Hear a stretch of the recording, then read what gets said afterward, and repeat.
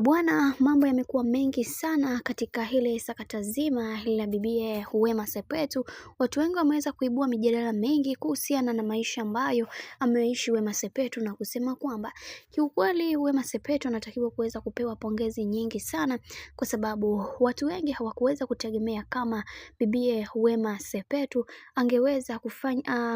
kufanya haya yote, na pia tumeweza kuona baadhi ya watu wengi waliweza kuzungumza mengi wakisema kwamba kiukweli natamani kuweza kuhakikisha kila kitu kinakwenda kuwa sawa, kwa sababu kuna mambo mengi ambayo yameweza kutokea katika mitandao ya kijamii, na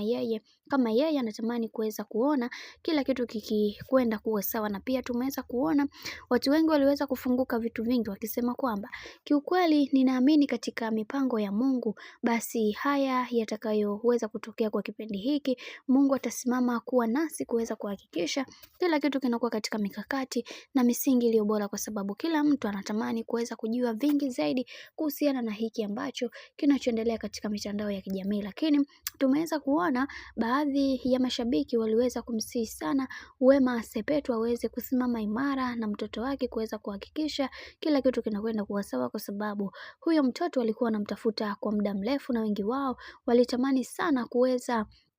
kumuona kwa haraka zaidi. Lakini kwa Wema Sepetu bwana, yeye ameweza kuzungumza vingi akisema kwamba kiukweli mimi kama mimi natamani kuweza kuhakikisha kila kitu kinakwenda kuwa sawa, kwa sababu ninaamini katika kile kitu ambacho kilichoweza kutokea katika maisha huwa kina mipango yake, na mimi binafsi nitapambana kuweza kujihakikishia ninakuwa katika misingi na mikakati iliyo bora, na kila ambaye anayenizunguka katika hii jamii nitahakikisha anaenjoy na kufurahi katika maisha yangu yote ambayo niliyokuwa nayo, kwa sababu kuna mambo mengi yameweza kutokea. Binafsi natamani kuweza kueleza vingi lakini nashindwa, lakini kwa hiki kidogo na kikubwa ambacho alichoweza kunipatia Mwenyezi Mungu siwezi na kuweza kukata tamaa na kusema kwamba Mwenyezi Mungu atasimama upande wangu na atanihakikishia kila kitu kinakwenda kuwa sawa, kwa sababu watu wengi wamekuwa wakinidhihaki na kunisimanga katika kila hatua ya maisha ambayo ninayopiga, ila ninaamini kwa uwezo wa Mwenyezi Mungu